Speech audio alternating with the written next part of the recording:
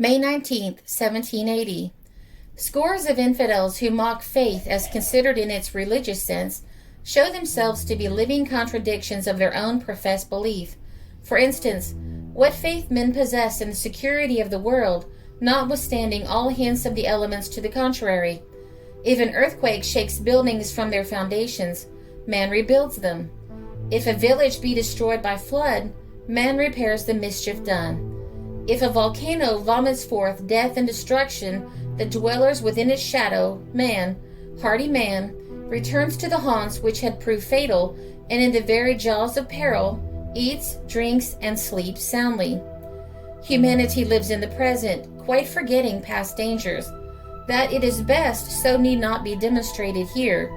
Relevant to this subject comes a reminiscence of the dark day in New England, the 19th of May, 1780, when for 5 mortal hours the sun hid his face and night fell on the land. Previous to that time of terror, a vapor had filled the air for several days. There was a smell of sulfur. The morning of the 19th was overcast with some clouds, and rain fell over the country with lightning and thunder. Scarcely any motion was in the air, and what wind there was came from the southwest. By 9 o'clock in the forenoon, without previous warning, the darkness stole gradually on, with a luminous appearance near the horizon, as if the obscuring cloud had dropped down from overhead. There was a yellowness of the atmosphere that made clear silver assume a green grass hue. Then a dense, undefinable vapor settled rapidly and without aerial movement over all the land and ocean from Pennsylvania to the Gulf of St. Lawrence. The darkness it caused sinking by degrees until the sunlight was effectually shut out. Ordinary cloud it was not.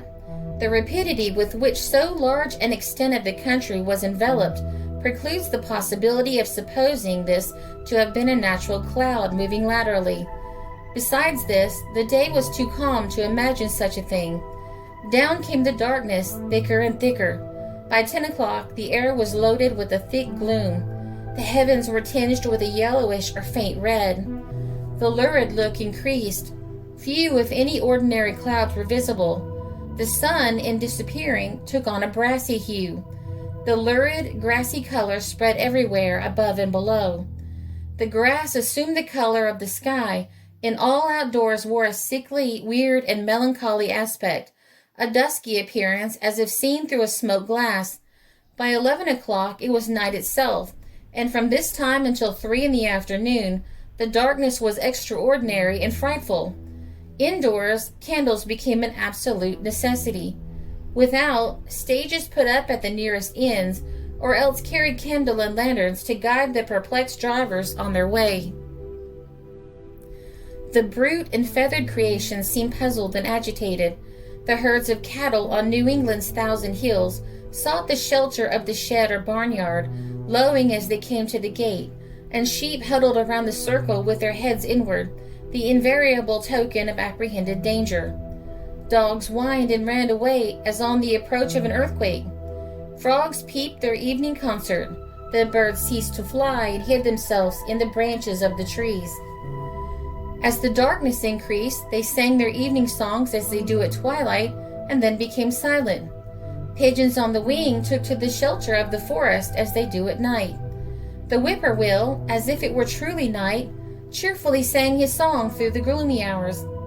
Woodcocks, which are night birds, whistled as they only do in the night-time. Bats came out of their hiding places and flew around. The fowls marched solemnly to their roost as they do only at nightfall, and after cackling for a while over the mystery of so short a day, became still.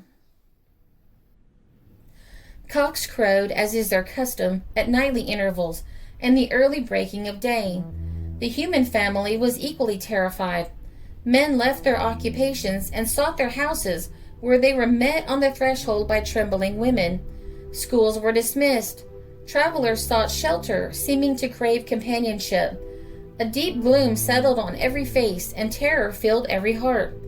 Toward evening, the darkness was succeeded for an hour or two by a partially clear sky, but this interval was followed by a return of the obscuration with greater density that rendered the first half of the night hideously dark beyond all former experience of probably 1 million people who saw it.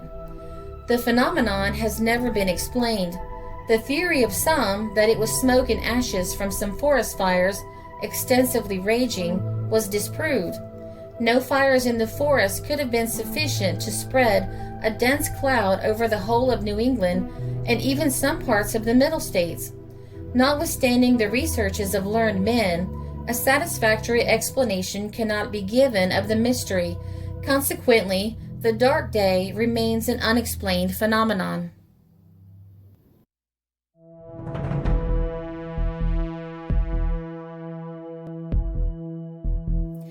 This article was first printed in Waverly Magazine and was reprinted in the Columbia Herald, November 1872.